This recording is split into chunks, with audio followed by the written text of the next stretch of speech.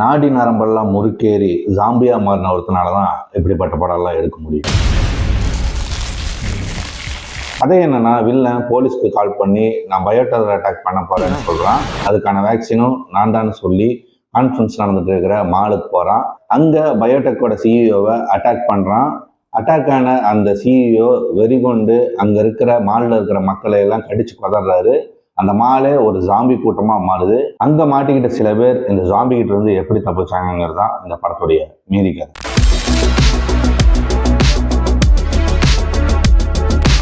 ஒரு சூப்பரான ஜாம்பி படம் போனதே தெரியல, அவ்வளோ என்கேஜிங்கா இருந்துச்சு. சொல்லுவாங்கல்ல, கதை சிம்பிளா இருக்கணும்னு. கதையை சிம்பிளா வச்சுட்டு அதை எப்படி சொல்றாங்கிறதா முக்கியங்கிற மாதிரி சொல்லுவாங்க. அதை தான் இந்த படம் வந்துட்டு சொல்லுது. ஏன்னா ஒரு சிம்பிளான கதையை வச்சு அது எவ்வளவு சூப்பரா புது புது ஐடியாஸோட இந்த படத்தை ரொம்ப என்கேஜிங்கா சொல்றாங்கிறதா முக்கியம். அது இந்த படம் பட்டாசா பண்ணியிருக்கு. படம் வந்து ரொம்ப ஃப்ரெஷ்ஷா இருக்கு. நம்ம அடிக்கடி சொல்லுவோம் ஒரு டெம்ப்ளேட்டா இருக்கு. இந்த டெம்ப்ளேட்டா இருக்கும்போது வந்துட்டு நம்ம பார்த்த சீன்களே பார்த்தனால நம்மளுக்கு போர் அடிக்கும். அது பெருசா வந்துட்டு நம்மளுக்கு பார்க்கறதுக்கு ஒரு இன்ட்ரெஸ்ட் வராது. அந்த மாதிரி இந்த படம் இல்லை. அதுதான் வந்துட்டு படத்தோடைய பெரிய பிளஸ். ஏன்னா நிறைய புது புது ஐடியாஸ் வந்து இந்த படத்துல இருக்கு. அதனாலதான் ஃப்ரெஷ்ஷா இருக்கு. அதே சமயத்தில் இந்த படம் வந்துட்டு ஸ்டார்ட் டு எண்டு சரன்னு போகுது. ஒரு பெரிய சீன் வருது, அதுக்கப்புறம் சின்ன ரெஸ்ட், அதுக்கப்புறம் மறுபடியும் குபீர்னு ஒரு சீனு, அதுக்கப்புறம் சின்ன ரெஸ்ட். இந்த மாதிரி வந்துட்டு ஆடியன்ஸை கொஞ்ச நேரம் வந்துட்டு அப்படியே கொஞ்சம் ரிலாக்ஸ் ஆகுங்க. அப்படிதான் வந்துட்டு இந்த படமே போகுது. ஜாம்பிஸ் வந்துட்டு பாத்தீங்கன்னா அப்படியே வந்துட்டு நம்மளே வந்துட்டு மிமிக் பண்ணி அது வந்து அப்டேட் ஆகிட்டே இருக்கும். அது வந்து அந்த சீன்லாம் வந்துட்டு அவ்வளோ சூப்பராக இருந்துச்சு. அதாவது எவ்வளோ சிம்பிளாக வந்துட்டு ஆடியன்ஸ்க்கு வந்துட்டு ரொம்ப காம்ப்ளிகேட் பண்ணிக்காம ஈஸியாக புரியுற மாதிரி வந்துட்டு இந்த படத்தை வந்துட்டு பண்ணியிருக்காங்க. அதே சமயத்தில் இந்த படத்துடைய பெரிய ப்ளஸ்ஸே வில்லன் தான் ஹீரோ. அந்த மாதிரி தான் வந்துட்டு இந்த படத்தில் இருக்கு. ஏன்னா இந்த வில்லன் பயங்கரமான ஹெவியான ஒரு மெட்டீரியலா இருக்கு. அதுதான் இந்த படத்துடைய பெரிய பிளஸ். எப்படி டார்க் நைட்ல ஜோக்கரோ அந்த மாதிரி ஒரு வில்லன், இவனுக்கு வந்து பெரிய ஸ்பேஸ், படம் ஃபுல்லாவே இவன் தான் இருக்கிறான். ஒரு நல்ல ஒரு வில்லன். அது இந்த மாதிரி தான் இருக்கணும் படங்கள்ல. இந்த மாதிரி ஹெவியான வில்லன் இருக்கணும். அதுக்காக ஹெவியான வில்லன் மட்டும் இருந்துட்டா பார்த்தது. ஆனா அந்த மாதிரி தான் இந்த படத்துல இருக்கு. என்ன ஒரு பிரச்சனையா இருந்துச்சுன்னா, இந்த ஹெவி வில்லனை அழிக்கிறதுக்கு ஒரு தனி ஹீரோ இல்லை. அது வந்துட்டு கலந்து இருக்கிற மாதிரி தான் இருந்தது.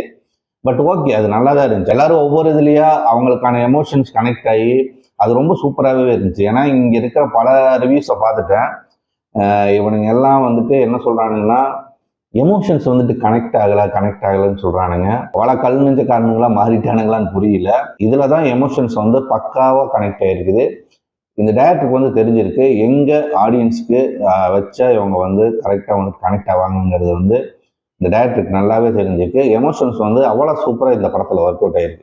குறிப்பாக அந்த லிஃப்ட் சீன், அந்த தங்கச்சியை காப்பாற்ற போறதுக்கு இந்த லிஃப்ட் சீனு, அதே மாதிரி பார்த்தீங்கன்னா அந்த எக்ஸ் ஹஸ்பண்டோடைய ஃபேமிலிக்கு கால் பண்ணுறது, இந்த மாதிரி அந்த டீனேஜ் பொண்ணுங்க வந்தது, அந்த எமோஷன்ஸ், அதாவது அந்த மனிதர்கள் பண்ணக்கூடிய தவறு அதுலேருந்து வந்துட்டு அவங்க ரியலைஸ் பண்ணுறது, இந்த மாதிரி வந்து அந்த அண்ணன் தம்பிகளோட அந்த பாண்டிங், அந்த எமோஷன்ஸ் எல்லாம் வந்துட்டு அவ்வளோ சூப்பராக கனெக்ட் ஆயிருந்துச்சு. படத்துடைய பெரிய ப்ளஸ்ட்டு இதில் வந்துட்டு அந்த எமோஷன்ஸ் எல்லாம் வந்து ஒர்க் அவுட் ஆனது தான். அது வந்து இங்கே இருக்கிற பல ரிவ்யூஸ் பார்த்தீங்கன்னா அதை வந்து மாற்றி சொல்லிட்டு இருக்கானுங்க. அப்படியே என்ன பிரச்சனைன்னு தெரியல இவனுங்களுக்குலாம். அதே மாதிரி ரேட்டிங்குமே வந்துட்டு கொஞ்சம் கம்மியாக இருக்கிற மாதிரி தான் இருக்குது. ஆனால் இந்த படம் வந்துட்டு போர் அடிக்காமல் அவ்வளோ சூப்பராக போகுது இந்த படம். அதுதான் வந்துட்டு இந்த படத்துடைய ப்ளஸ். இவனுக்கு சொன்ன நல்ல படங்கள்லாம் படு கேவலமாக இருக்கும். ஆனால் இவனுக்கு வந்துட்டு நல்ல படம் வந்துட்டு கேவலமாக இருக்குது. அதுதான் புரியவே மாட்டேங்குது. நம்மளுக்கு அப்படியே ஆப்போசிட்டாக இருக்குது. இவனுங்கள்லாம் எதெல்லாம் வந்துட்டு நல்லா இல்லைன்னு சொல்கிறானுங்களோ அதுதான் வந்துட்டு நம்மளுக்கு பிடிச்சிருக்குது. அதனாலதான் நம்ம சேனலே ஒரு ஏலியனா வாழ்ந்துட்டு இருக்குது. வந்துட்டு ட்ரெயின் டு புசானே எதையும் வந்துட்டு கம்பேர் பண்ணிட்டு இருக்காங்க. அதே மாதிரி படம் இருக்கணும்னா அதுக்கு நீ அந்த படத்தை தான் பார்க்கணும். எதுக்கு நீ இந்த படம் பார்க்குற? ஏன்னா அது வேற இது வேற. ரெண்டு ஜாம்பிங்கிறனால வந்துட்டு அந்த மாதிரி எமோஷன்ஸ் வந்து கனெக்ட் ஆகலை அப்படிங்கிற மாதிரிலாம் சொல்லிட்டு இருக்கானுங்க. இதில் வந்துட்டு எமோஷன்ஸ் கனெக்ட் ஆகிருக்கு, இவனுக்கு தான் கனெக்ட் ஆகலை. அதுதான் பிரச்சனையே. கிளைமேக்ஸ்ல ஜாம்பி எல்லாம் கன்ஃபியூஸ் பண்றதெல்லாம் அதெல்லாம் வந்துட்டு முன்னாடியே ஆடியன்ஸ்க்கு வந்துட்டு ஒரு இன்ட் மாதிரிலாம் கொடுத்துருந்தாங்க. இந்த கூட இருக்கிற பொண்ணு வந்துட்டு இந்த எறும்பு பற்றிலாம் வந்து பார்க்கும்போது அந்த வீடியோவை காட்டுவாங்க. அதுதான் வந்துட்டு அப்படியே நல்லா பண்ணியிருந்தாங்க. அதெல்லாம் வந்துட்டு என்னங்கிறதெல்லாம் நீங்கள் படம் பார்த்து தெரிஞ்சுக்கோங்க. நல்ல ஒரு சூப்பரான படம். ரொம்ப நாள் கழிச்சு கொரியன்ல இருந்து ஒரு நல்ல ஒரு ஜாம்பி படம் பார்த்த ஒரு திருப்தி இருக்கு.